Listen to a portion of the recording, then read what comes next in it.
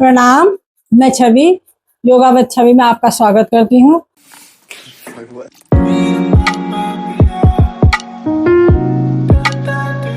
सबसे पहले मैं आपको 2 आसन बताऊंगी और उसके बाद एक इम्पोर्टेंट टिप दूंगी आपको। तो पहले हम किसी भी ध्यानात्मक स्थिति में बैठ जाते हैं। आप किसी भी ध्यानात्मक स्थिति में बैठ सकते हैं। वज्रासन, सुखासन या फिर भद्रासन या फिर पद्मासन, जो भी आपको सूट करे आप उसमें बैठ जाएं। मैं अर्ध पद्मासन में बैठी हूँ, मुझे कंफर्टेबल लगता है, इसलिए अब क्या करेंगे, हम दोनों हाथों को ज्ञान मुद्रा में, कमर गर्दन बिल्कुल सीधी, आंखें कोमलता से बंद, लंबी गहरी सांस लेंगे और लंबी गहरी सांस छोड़ेंगे और लंबी गहरी सांस लेते हुए ओम का दीर्घ उच्चारण करेंगे। तो शुरू करें। ओ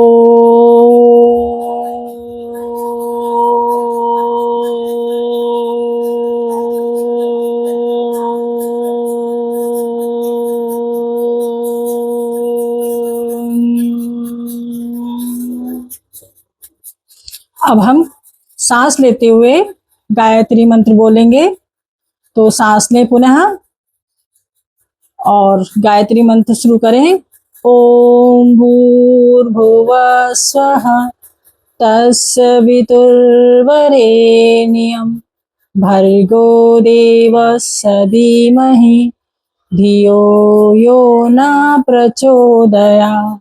ओम भूर्भुवः स्वः तस्य वितुर्वरेण्यं भर्गो देवस्य धीमहि धियो यो न प्रचोदयात्।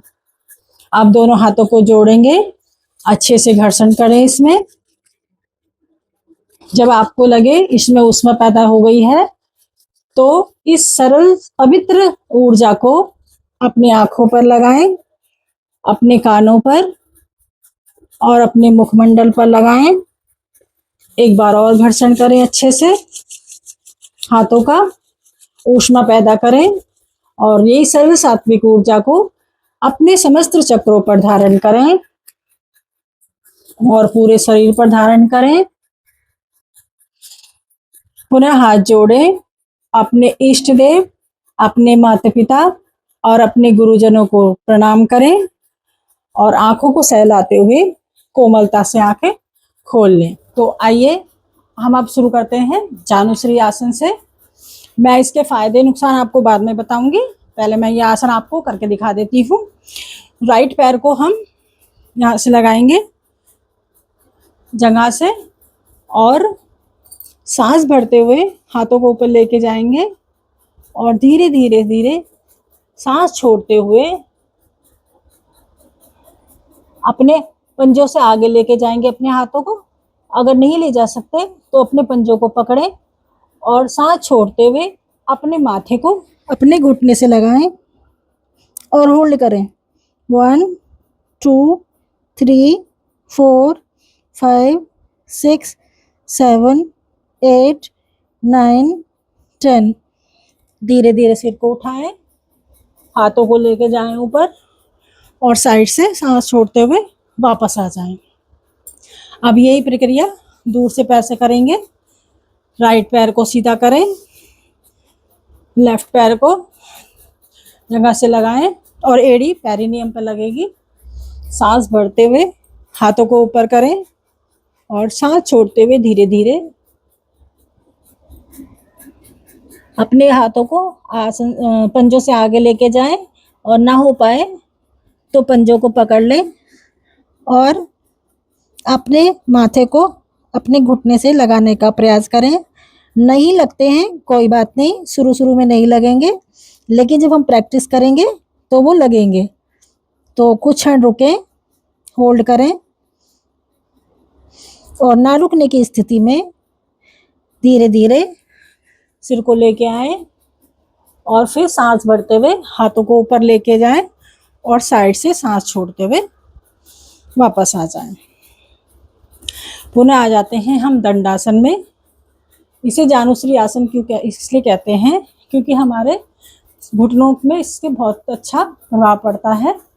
और जब हम माथा अपना घुटने से लगाते हैं, जानु और श्री, जानु मतलब घुटने और श्री मतलब पैर, जब हमने अपने सिर को घुटने से लगाते हैं तो उसको, इसलिए इसका नाम हमने जानुश्री आसन पढ़ा है। तो इससे क्या फ़ायदा होता है हमारा, जब हमारा इससे पेट भिजता है तो हमारे डाइजेस्टिव सिस्टम बहुत अच्छा हो जाता है। जब हम हाथों को, पंजों को पकड़ते हैं तो हमारे हाथों को बहुत अच्छे से बल मिलता है, और ऐसे पकड़ते हैं तो हमारी कमर को एक स्ट्रेंथ मिलती है, डाइजेस्टिव सिस्टम अच्छा होता, ये शुगर के लिए बहुत अच्छा है। और जो हमारा जो ध्यान स्थिति है ध्यान की, वो हमारी एक समर्पण की भावना इस आसन से आती है। तो ये इसके फायदे हैं। तो अब हम करते हैं योग मुद्रा आसन। योग मुद्रा आसन भी इसी तरह का होता है, लेकिन वो थोड़ा इससे अलग होता है। तो अब हम क्या करेंगे, पैर को दंडासन में बैठे और फिर अपने पैर को, अपनी एड़ी को पेरिनियम पे लगाएं और पंजे को थाई के पास लेके जाएं और सांस भरते हुए ऊपर हाथों को लेके जाएं और सांस छोड़ते हुए धीरे धीरे धीरे धीरे अपने पंजों को पकड़ लें। और हमारा जो ध्यान होगा वो हमारा आज्ञा चक्र पर होगा, माथे के बीच में। तो हम इसको योग मुद्रा आसन कहते हैं। तो आप कुछ क्षण रुके, अपना ध्यान आज्ञा चक्र पर लगाएं और होल्ड करें। 1 2 3 4 5 6 7 8 9 10। धीरे धीरे हाथों को ऊपर लेके जाएं और साइड बाय साइड वापस आ जाएं। यही क्रिया दूसरे पैर से करेंगे। अपनी एड़ी को पेरिनियम पे लगाएं, पैरों को सीधा करें, हाथों को सांस भरते हुए ऊपर लेके जाएं और धीरे धीरे धीरे धीरे कमर के निचले हिस्से से मुड़कर अपने पैरों को, पंजों को पकड़ लें और अपना ध्यान आज्ञा चक्र पर लेके आएं और होल्ड करें। 1 2 3 4 5 6 7 8 9 10। धीरे धीरे हाथों को ऊपर लेके जाएं सांस भरते हुए और सांस छोड़ते हुए वापस से करें। ये योग मुद्रा आसन है। ये योग की बहुत अच्छी मुद्रा आसन है। हमारा जो समस्त ध्यान होता है वो हमारे आज्ञा चक्र पर होता है। तो इससे जो हमारी कंसंट्रेशन पावर इससे बढ़ती है, हमारा ध्यान एकाग्र होता है। और हमारा जब पेट भिजता है, जब हम योग मुद्रासन करते हैं, तो हमारा जो है इसमें पेट का डाइजेस्ट सिस्टम बहुत अच्छा होता है। और जो हमारी डिजायर वो होती है जठराग्नि, वो प्रदीप्त होने लग जाती है धीरे धीरे।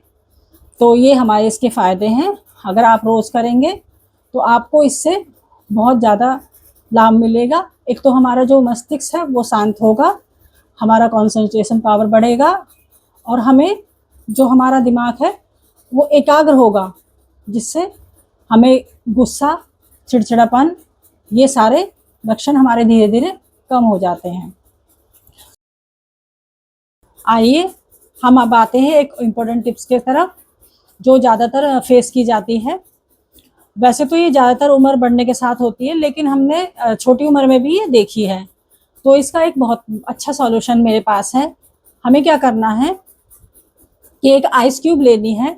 आइस क्यूब को कॉटन के साफ कपड़े में, चाहे वो हैंकी हो, रुमाल, या फिर कोई अच्छा सा कपड़ा हो साफ, उसमें उसको लपेट कर और सर्कल मोशन में अच्छे से अपने चेहरे को मसाज देनी है। जब तक वो आइस क्यूब है मेल्ट ना हो जाए तब तक आपको करते रहना है।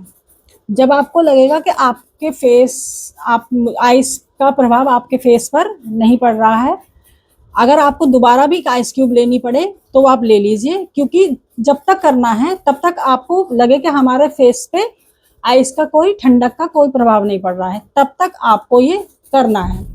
तो एक ख़त्म हो जाए तो दूसरी क्यूब ले लें और उसको भी ऐसी बांध के फिर करें। तो जब आपको लगे कि आपके बर्फ से कोई फर्क नहीं पड़ रहा, आपके उस पे फेस पे ठंडक का एहसास नहीं हो रहा, तब उसको छोड़ दें। उसके बाद आपको क्या करना है, किसी भी कंपनी का जिस पे आप बिलीव करते हो, एलोवेरा जेल ले लें या फिर कोई भी मॉइस्चराइजर क्रीम जिस पे आप बिलीव करते हो वो ले लें और धीरे से अपने फेस पर उसे अच्छे से लगा लें। और गर्दन को नहीं छोड़ना है, गर्दन पे भी इसको आइस क्यूब को लगाना है।